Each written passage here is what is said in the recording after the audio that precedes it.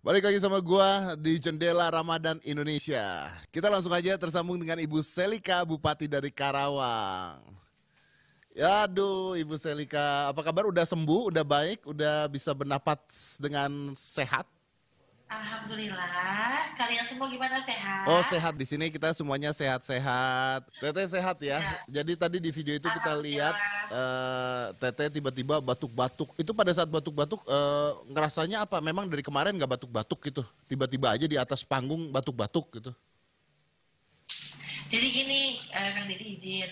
Waktu itu memang kita nggak ada gejala ya, dan hari Jumat itu memang aku udah pesen untuk pemeriksaan swab dari Kemenkes.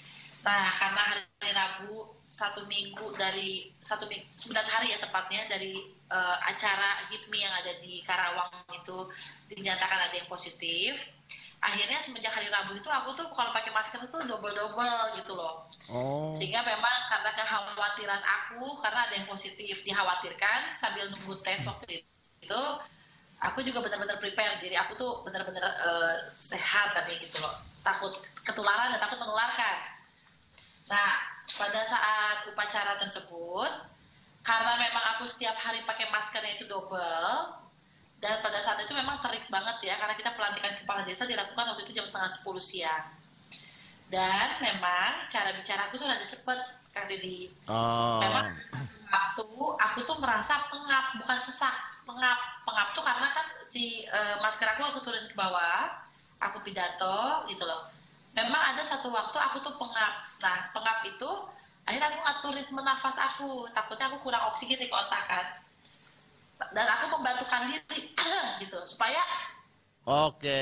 Ya ya, seperti kayak orang lagi ngomong kebanyakan kan tenggorokan nggak enak, gitu ya maksudnya ya. ya, ya, Supaya ya. ngomongnya lancar. Oke. Jadi sebenarnya Teteh itu bukan batuk-batuk hebat itu nggak ya? Itu beritanya tidak benar ya? Enggak, itu hoax. Oke, itu hoax. Tapi setelah itu benar bahwa Teteh terkena COVID. Iya, jadi gini Mas, jadi aku tuh tanggal 9 Maret ada sebuah acara. Acara tingkat Jawa Barat, tapi dilaksanakan di Karawang.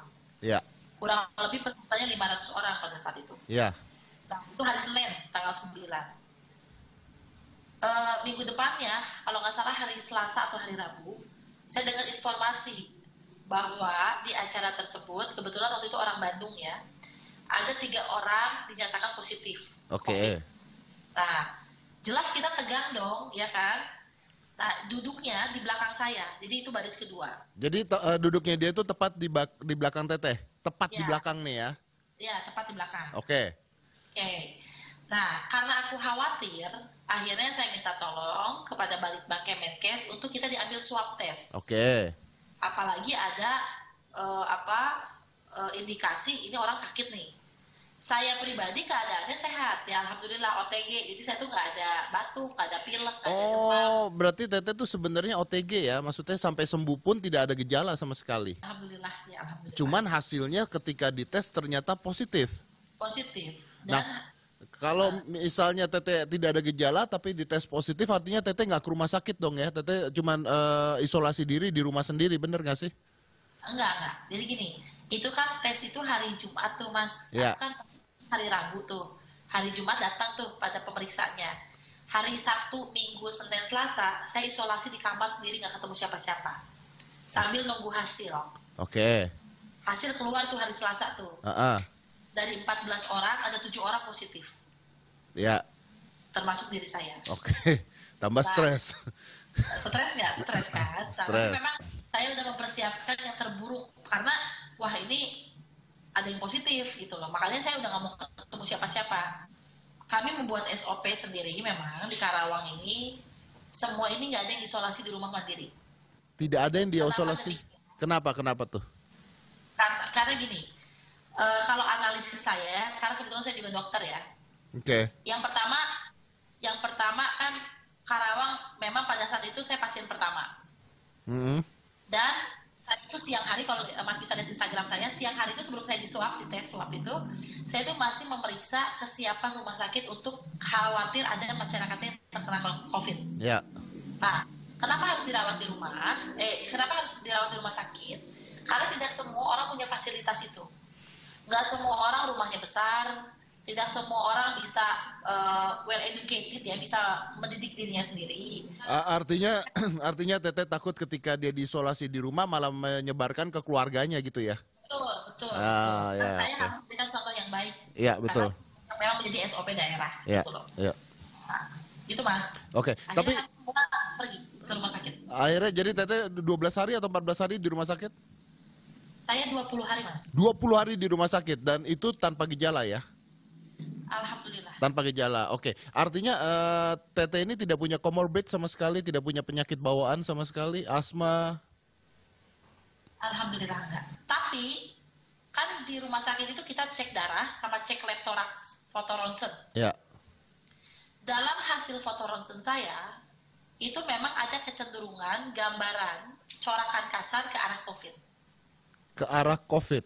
Ya walaupun nggak bergejala. Oke, jadi artinya memang sudah positif lalu masuk rumah sakit hanya diisolasi karena tidak ada gejala apapun, tapi memang hasil ronsennya menunjukkan ada sedikit ya kerusakan dikit gitu yang menunjukkan gejala itu adalah COVID-19 gitu ya Teh ya. Betul ya. Nah, ini ketika Anda menjadi seorang bupati Teh, tiba-tiba kena COVID, ini membuat masyarakat takut apa tidak? Kalau takut, saya yakin bukan hanya di Karawang ya. Semua ini kan takut. Tapi lebih takutnya jujur karena pemberitaan yang seram menurut saya gitu loh. Saya sendiri nggak baca berita. Saya tuh jarang lihat berita-berita yang tidak mengenakan buat diri saya. Tapi yang harus difikirkan adalah bagaimana mereka itu aware terhadap dirinya. Mereka waspada, mereka jaga diri. Apalagi hari ini penyebaran itu udah lokal transmisi. Ada ibu-ibu 93 tahun, dia nggak pernah keluar dari rumah. Tapi terkena juga. Dia datang ke rumah sakit, kami cek ternyata dia positif. Tapi Teh, saya setuju sekali nih dengan Teteh mengatakan bahwa sekarang ini media terkadang-kadang, karena sekarang netizen aja bisa jadi media gitu ya. Akhirnya adalah yang dibombardir adalah fear atau ketakutan ke masyarakat. Itu yang saya nggak suka tuh, ketakutan-ketakutan gitu. Kita harusnya waspada bukan jadi panik, karena kalau panik imunitas tubuh kita akhirnya turun. Sama seperti video Teteh tadi, ketika ada batuk-batuk, digorengnya adalah bahwa wah ini batuk-batuk gara-gara COVID terbatuk-batuk hebat gitu. Benar Mas, makasih banyak loh itu diklarifikasi lewat Mas Didi dan teman-teman. Iya, tapi Teteh saat ini tetap bertugas kah? Saya dari awal isolasi juga masih bertugas. Jadi karena Teteh kalau misalnya diisolasi selama itu dan tidak ada kerjaan apapun yang ada makin stres, imun makin turun gitu ya Teh ya.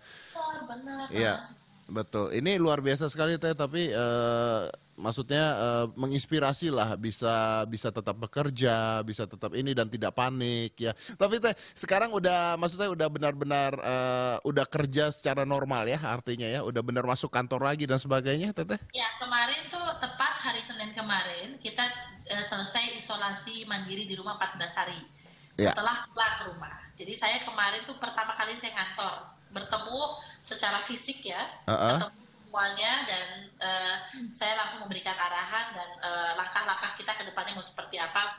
Oke, baik Teteh.